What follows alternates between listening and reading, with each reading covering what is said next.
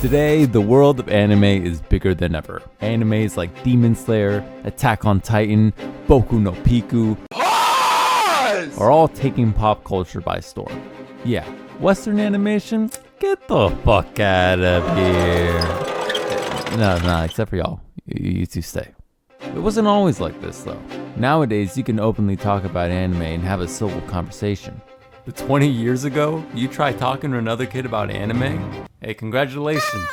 You're a certified weeb. I hope it's worth it. Japanese animation just didn't have that cultural stamp yet. No one really knew about it. There weren't any TV channels willing to show it. All except for one.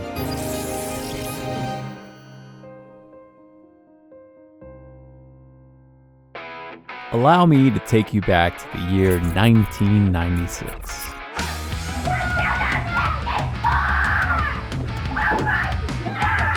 Animation on television consisted of kid-friendly shows like Captain Planet, Droopy, and Dexter's Laboratory. And well, before the 90s, that's really all it was. Flintstones, Scooby-Doo, Transformers, I can go on. But Mike Lasso, who handled original production for Cartoon Network, did not want to. He wanted a block dedicated to action animations for the afternoons.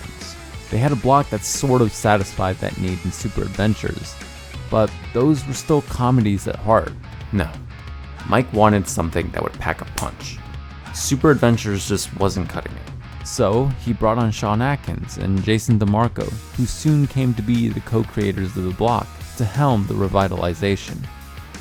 He gave the two complete creative control over the sub-block.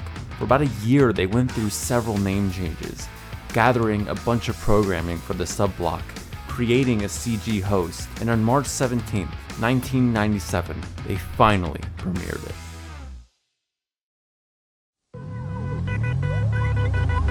Deep space needs information.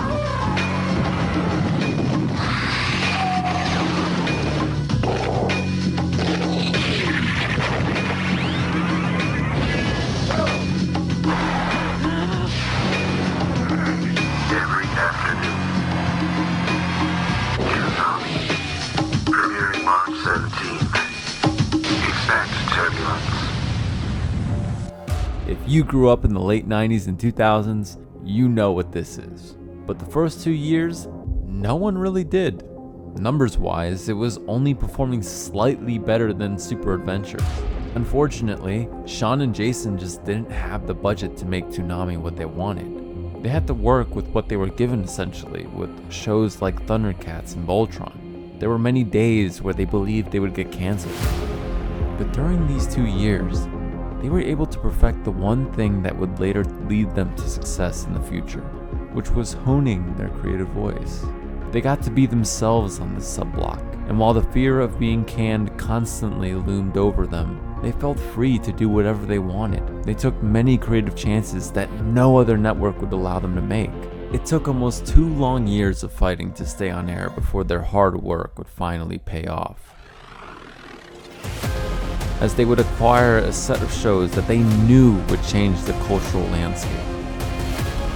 They were finally able to bring the type of entertainment that they wanted, a style of animation that hadn't really been accessible to the mainstream audience in the West.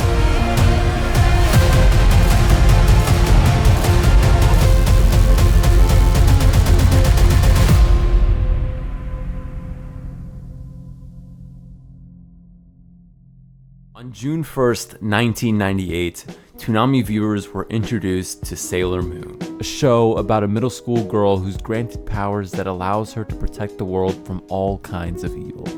Now, this wasn't the first time Sailor Moon was shown to American audiences. Back in 1995, Deke Entertainment, an international film and television company owned by Walt Disney, had attempted to air the anime by creating English dubs for Americans. From 1995 to 1997, the dubbed anime aired on channels like Fox and USA Network during the morning slots. But the ratings were abysmal. No one was really watching Sailor Moon, and the networks had no idea what to do with it, as it was vastly different from anything on their catalog. The networks dropped the anime and the show was left without a network in the US.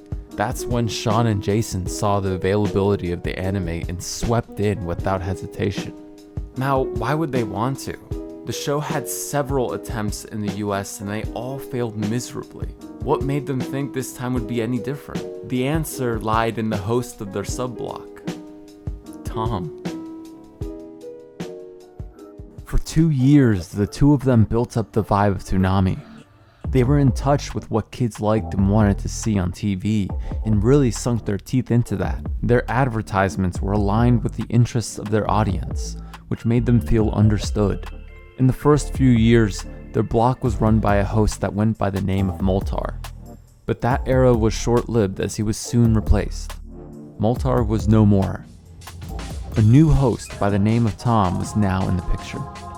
Voiced by Steve Blum, Tom acted like that cool older brother, the kind of brother that's into all these unique things your imagination can never fathom. You wanted to like everything that he liked. He didn't patronize the audience in any way. He treated them with sincerity. I remember when I first watched Toonami and saw Tom, I was excited to see what he had to show me. So when Tom first introduced Sailor Moon, I can easily see why the anime ended up becoming a success on the subblock. But Sean and Jason weren't content with just one success. They knew they wanted to add more. So when the high ratings began rolling in, they looked for other anime. Their next immediate option was Dragon Ball Z. They knew they needed it on their subblock. And just a few months after the first airing of Sailor Moon, the first episode of Dragon Ball Z aired, and the success couldn't have been bigger.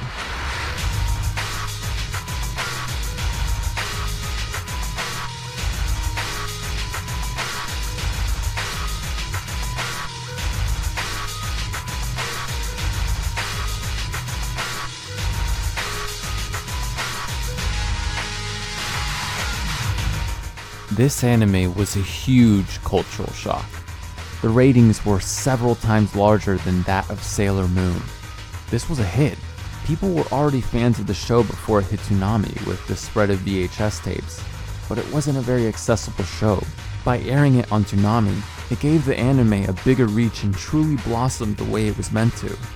They didn't realize how much of an impact they had until they started visiting high schools, where half the schools would gush over their programming. Yeah, and some kids were,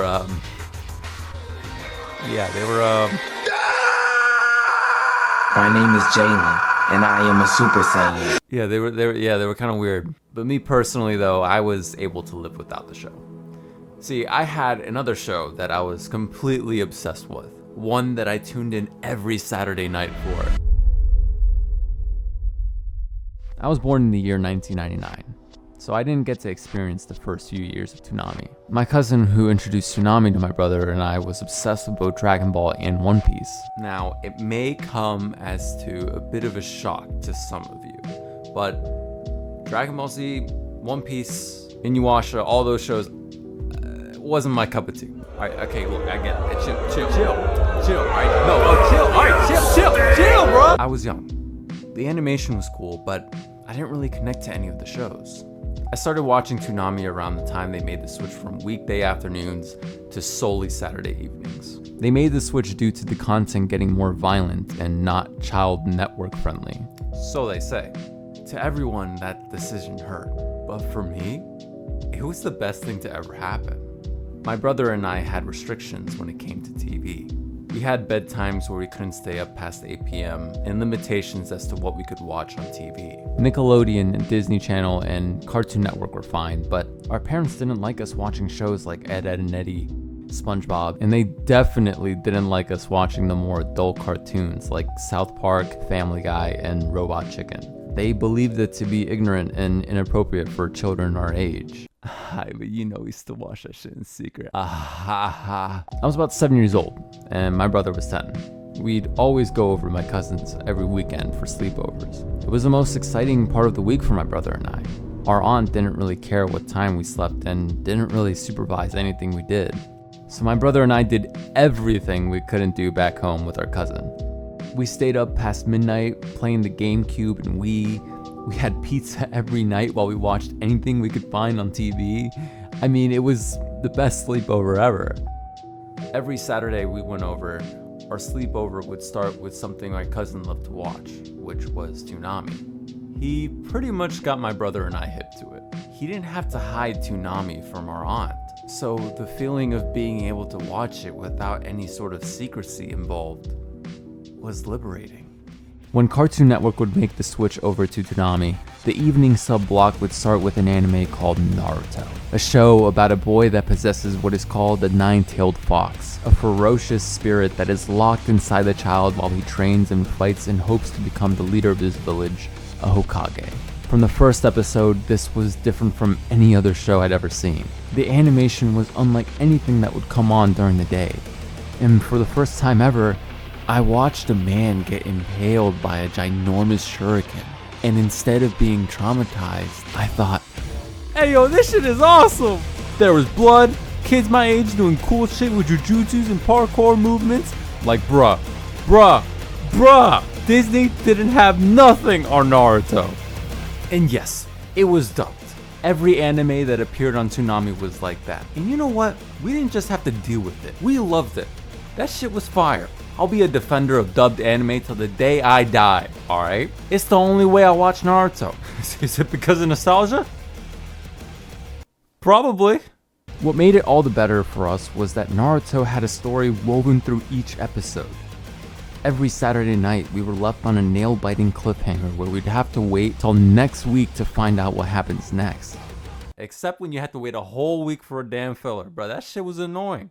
Ain't nobody loved that shit, bro. Now, you can skip the fillers. They got those lists. But back then, nah, we had to wait a whole week just to see Naruto deliver some plants to an old lady. Nah. That shit was dumb. Y'all on them streaming services, you got it easy. But us, we had patience like no one else. When I'd go to school after the weekend, not that many people my age knew of Toonami. Whenever I brought it up to any of the other kids, some knew about it, but some didn't, which made it feel like it was a hidden gem to me. In a way, that's what made Naruto so special for me. It was a show that allowed me to bond and create memories with my brother and cousin. And it's all thanks to Toonami. When the Naruto episode would end, we'd continue watching Toonami. I wasn't so much into the other shows like I was with Naruto, but I watched the other shows regardless of my interest in them because I wanted to see the commercials. I know. Crazy, right? Whether it was a new game or a new music video from the Gorillaz, I wanted to see what Tom would show me next, because for the first time, I felt like I was understood. He knew exactly what would grab my attention, what I wanted to see and hear. Nickelodeon, Disney Channel, and even Cartoon Network couldn't replicate that, because with those channels, they cared about creating a space that looked safe to parents. Toonami cared about creating a space for their target audience. For 3 years, we watched Toonami in our sleepovers. 3 years of simple childhood freedom. Thanks to Toonami, Saturday nights were the nights I could enjoy the things I loved and not be punished for it. But all good times come to an end. On September 28th, 2008, our sleepover continued as usual. We watched Naruto and everything else like normal. It was about to be midnight, and before the transition into Adult Swim occurred, we watched the TV in confusion when we saw Tom appear with the sunset behind him. And without giving us any time to process what we were watching, he gave us his farewell. It then transitioned into Adult Swim, and we were left looking at each other in devastation. It was heartbreaking. I wasn't ready to say goodbye. It all happened so suddenly. It didn't make sense. Our innocent minds didn't want to believe it, though. The next weekend came, and when we sat in front of our TV, expecting to watch Toonami, we were met with shows like Futurama, Family Guy, and King of the Hill. I mean, we liked those shows, but we wanted to watch Toonami. The reason for Toonami's cancellation was simple. Low ratings. It made sense. All of their big shows were getting pulled off the air due to licensing, and half of their airtime was cut. By pushing Toonami to later time slots and only having it one night during the week, the cancellation came as no surprise to even Sean and Jason. I remember feeling abandoned by the cancellation. Our sleepovers continued on for a few more months, but those came to an end not long after as we all started to get older. The end of Toonami also marked the end of my childhood in a way. I never got to see how Naruto would end, and I never got to see Tom again. But even though I was sad when it ended, later on in life I realized how much Tom and Toonami influenced my interest in life, my taste in music, my appreciation for game reviews, and last but most certainly not least, my open-mindedness when it came to watching shows or movies that aren't from America. 4 years later, I was now 13 years old. Anime was no longer a part of my life, and I grew to forget about Toonami. I always appreciated the shows and the block itself, but the world was changing. The internet was bigger than ever. YouTube was now the form of entertainment that I consumed. Besides that, cable was starting to see competition now with streaming services like Netflix and Hulu rising out of nowhere. Such services included a lot of anime. In the 2000s, cable was considered the most accessible way to watch anime or any TV show in general. But with the internet blowing up with easier access to everything like Crunchyroll, a streaming service solely dedicated to bringing a large library of anime to the West, cable was quickly being forgotten. But on April 1st, 2012, Adult Swim decided to run an April Fool's joke on their viewers by bringing back the long-missed block known as Toonami. Fans had no idea this was going to happen, and rather than just have it be a sick joke on their viewers, Adult Swim took it to social media by posting on their Twitter, "Want it back? Let us know. #BringBackToonami." The idea came from Lasso and Kim Manning, the head of programming. They were throwing ideas around for their annual April Fool's prank. One of them brought up the idea of bringing back Toonami by acquiring rights to old classics like Dragon Ball, Yu Yu Hakusho, and Outlaw Star, to which Lasso immediately loved. They then contacted Sean and Jason, and they were instantly on board. The thought of revisiting their passion project lit them up. While the big heads were looking at it as a one-and-done deal, Sean and Jason wanted to go all out. Not because they missed it, but because they wanted to bring it back for good. They only had a month, and during all of that time, they created new graphics, they dug up old files, and poured their blood, sweat, and tears into just one night of television.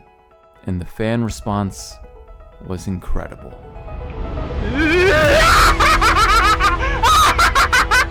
Toonami is back, people. Toonami is back, bitches. Guess who the hell I saw on my TV? Freaking Tom, man. It was freaking amazing, okay, that they would even do this. Fans were clamoring for more. Some guy even made a rap song, and that thing blew up. Adult Swim saw it all, and on May 28th, a little over a month after their prank, Toonami came back for good. Toonami's back! More anime! Let's really support this. Let's do this. When it comes out, make sure to watch everything. Since then, Toonami has continued to be the biggest curator for anime on television in the West. Unfortunately, at a later time slot, they air shows starting at midnight on Saturdays like One Piece, My Hero Academia, and Dr. Stone.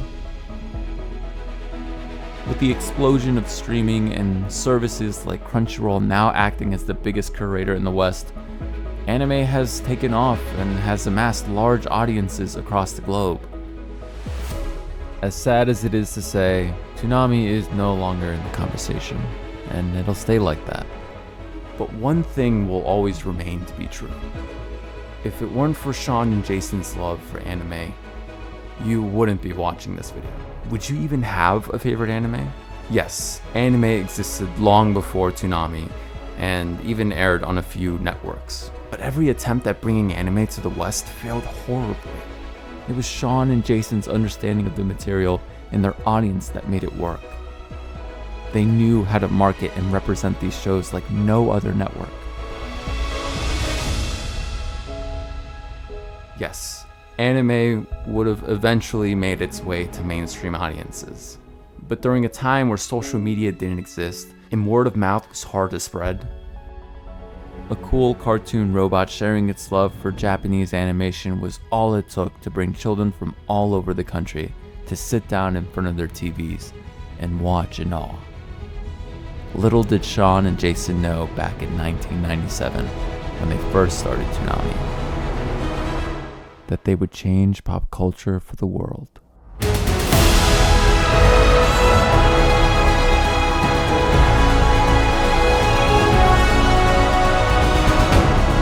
Dressed in character, staying in character, block after block, they showed up paying homage to their favorite alter egos. Ito from Genshin Impact. Spirit from Soul Eater. The Blue Eyes White Drag Queen. There's at least 5,000 people waiting to get inside. 350,000 people that they're expecting here all waiting to come inside.